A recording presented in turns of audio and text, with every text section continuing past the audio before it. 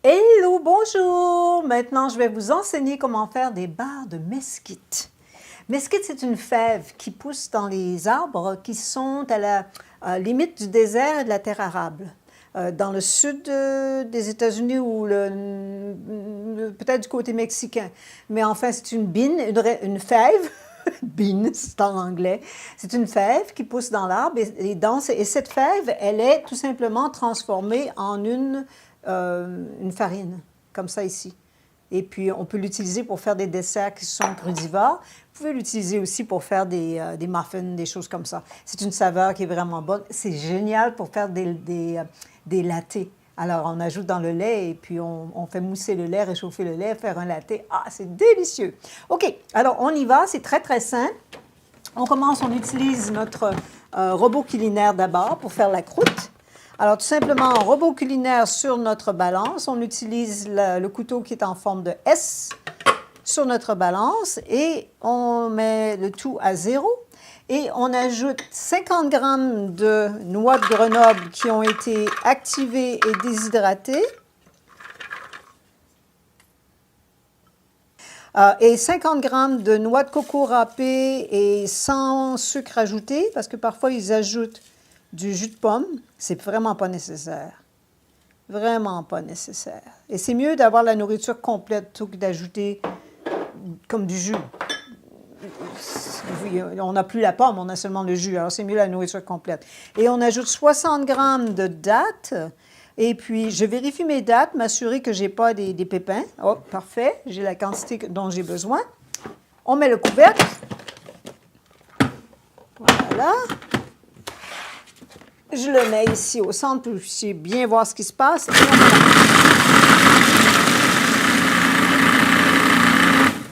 Parfait. Maintenant, on vérifie pour voir. Alors, ça dépend de votre robot culinaire. Le mien ici, j'ai 24 secondes. Alors, et mon couteau est relativement neuf. Ça dépend de votre robot culinaire et du couteau aussi, s'il est plus ou moins âgé ou plus ou moins jeune. Alors, vous prenez comme ça dans votre main et vous pressez. Et si ça reste ensemble, comme c'est le cas ici, c'est parfait. Ça veut dire que votre croûte va vraiment bien se tenir ensemble, ce qui est parfait. Alors, on enlève ça ici, pousse ça, met ça de côté. Et on utilise un moule. Si vous avez un moule à charnière, c'est idéal. Je n'ai pas un moule à charnière qui est rectangulaire. Je veux faire des barres. Alors, je prends un plat. C'est un plat tout simplement de Pyrex. Et j'utilise le papier parchemin. Vous feriez la même chose si ce serait un moule qui est à charnière aussi. Vous auriez besoin aussi du papier parchemin. OK?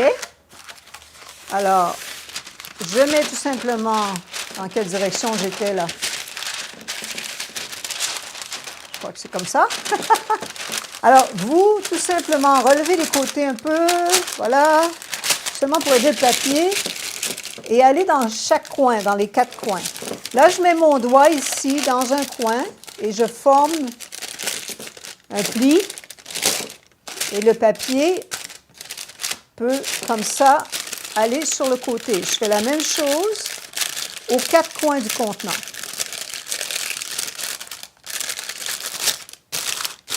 Voilà. Ici. Voilà. Et ici. Évidemment, vous allez voir par la suite, c'est pour que ce soit plus facile à retirer les barres du contenant. D'accord? Alors, maintenant,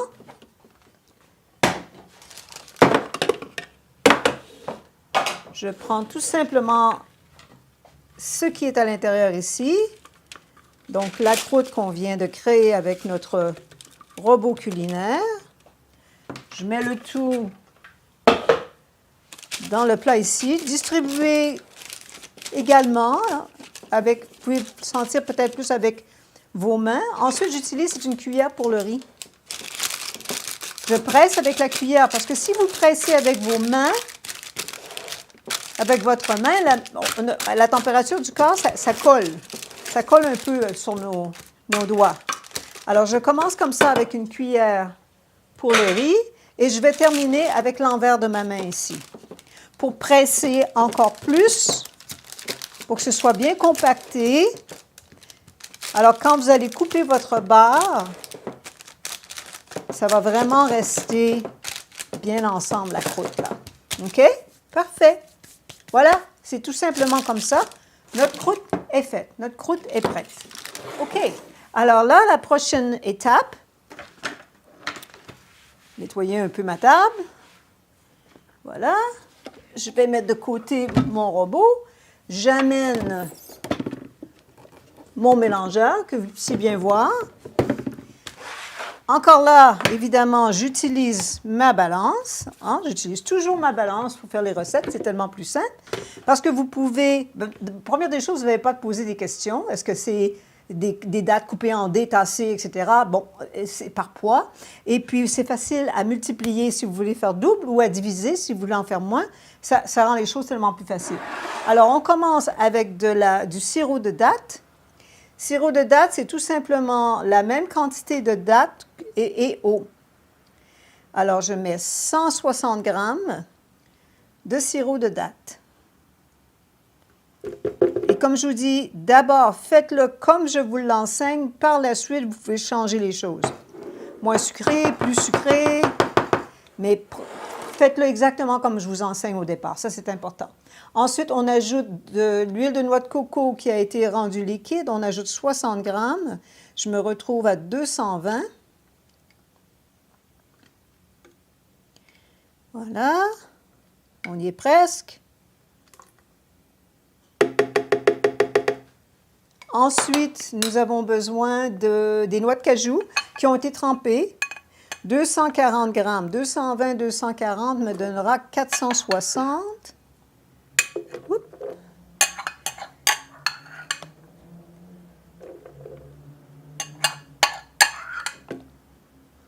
460. Parfait.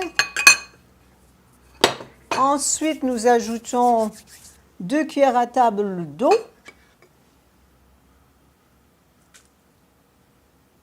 De l'eau purifiée, idéalement. Ensuite, nous ajoutons du sel. Je choisis le sel himalayen, pas le sel de table, parce qu'il y a des choses dedans que je ne veux pas. Alors, on met une pincée de sel, plus qu'une pincée. Ça s'appelle en anglais un dash, c'est comme 1/8 de cuillère à thé. Mais vraiment, c'est juste, peut-être encore là, la moitié d'un 1/8 de cuillère à thé de poudre de vanille. Et c'est important que ce soit de la poudre. Si vous prenez la vanille qui est en un extrait, avec l'alcool, ça goûte le brûlé. Vraiment, ça ne va pas du tout avec le dessert. Faites pas ça. Si vous n'avez pas la vanille en poudre, ne mettez pas de vanille, tout simplement. OK? Et ensuite, on mélange.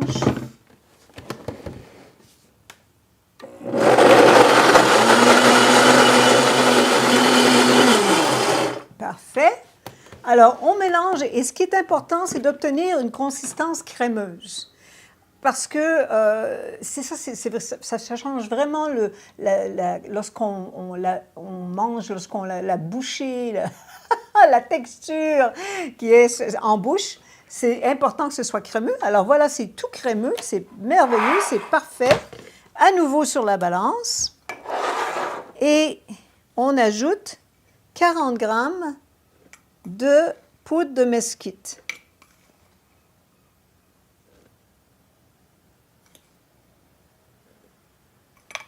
Voilà. On met le couvercle à nouveau et on mélange à nouveau.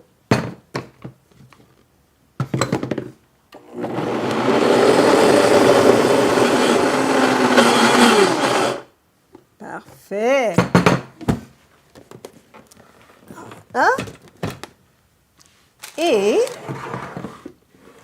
on verse tout simplement sur la croûte. C'est pas plus compliqué que ça. Évidemment, vous pouvez, j'ai utilisé le mesquite, alors vous pouvez voir que vous pouvez tout simplement utiliser du cacao cru. Pas le cacao, pas le cocoa, ça serait vraiment pas bon. Mais, non, ça goûte, c'est pas bon. Mais le cacao, la poudre de cacao cru, c'est délicieux. Vous pouvez aussi utiliser du lucuma. Lucuma, c'est un fruit qui vient du Pérou et qui aussi est réduit en poudre. Et ça aussi, c'est absolument délicieux. La poudre d'açaï. Il y a tellement des poudres comme ça qui sont faites. C'est tellement délicieux parce qu'on les transforme en barres. Ensuite, je vais prendre ici mon couteau, voilà, pour bien nettoyer ma cuillère. Garder le plus possible, évidemment, de cette délicieuse crème. Et, comme je vous ai enseigné pour d'autres gâteaux, vous prenez le bout, le plus gros, de la baguette chinoise, ça c'est le plus mince, celui-là il est le plus gros, et ce qui vous aide à distribuer la crème de mesquite à l'intérieur du contenant. Tout simplement comme ça ici. Voyez-vous? Alors, ça vous aide à distribuer également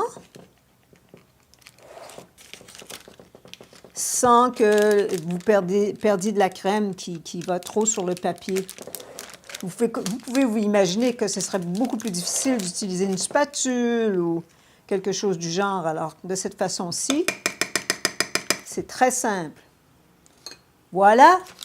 Et là, tout simplement, on le met au congélo. Je dirais environ 2-3 heures. Et puis, vous pouvez le démouler et couper vos barres. Alors, on se revoit un petit peu plus tard. Hello, bonsoir, bonjour, dépendant où vous êtes dans le monde. Et alors là, maintenant, nous allons à la troisième étape de faire notre barre de mesquite. Et puis, comme vous vous souvenez, c'est tellement simple. Croûte, ensuite garniture, ensuite on coupe. C'est tout. C'est tout simplement comme ça. Alors, on l'a ici dans notre contenant.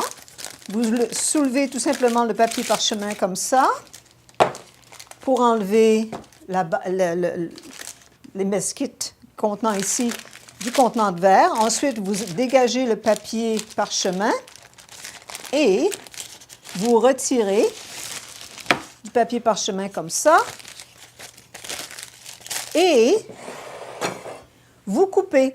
Alors, vous coupez tout simplement de la façon que vous désirez les couper. Alors ici, vous avez des exemples. Je l'ai ici en forme de barre.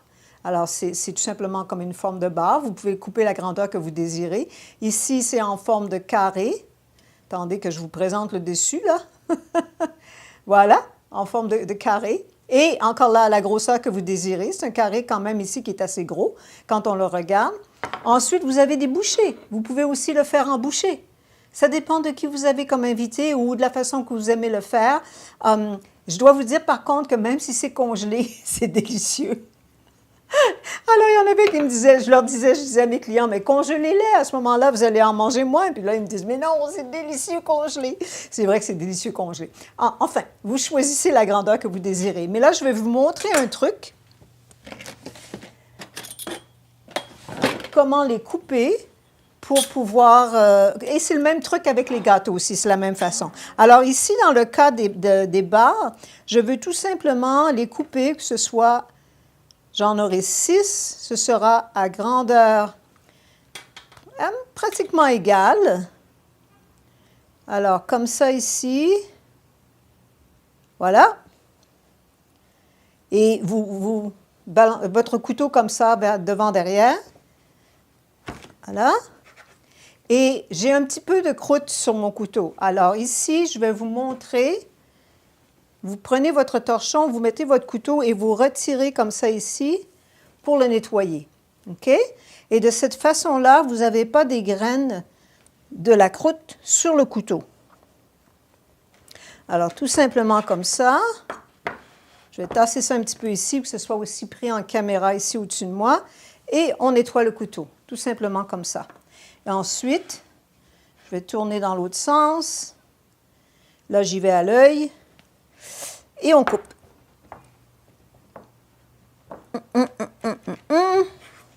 Évidemment, ça dépend si c'est congé dur ou si c'est quand même plus facile à couper.